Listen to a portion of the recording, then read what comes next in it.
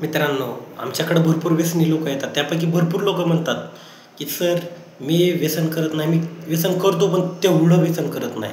पण त्या व्यसनामुळं कुठं ना कुठंतरी शरीराच्या भागांवर, आतमधल्या अंगांवर, कुठं ना कुठं त्याच्या कुटुंबावर, त्याच्या कामावर, त्याच्या सामाजिक प्रतिष्ठेवर, त्याचबरोबर त्याच्या आर्थिक गोष्टीवर कुठं ना कुठंतरी परिणाम झालेला असतो, कळत नकळत, किंवा स्पष्ट आपल्याला दिसून येतो की त्याच्या सगळ्या गोष्टीवर परिणाम झालेला आहे. तरी पण तो व्यक्ती मान्य करत नाही की माझ्या ह्या गोष्टीवर परिणाम झालेला आहे.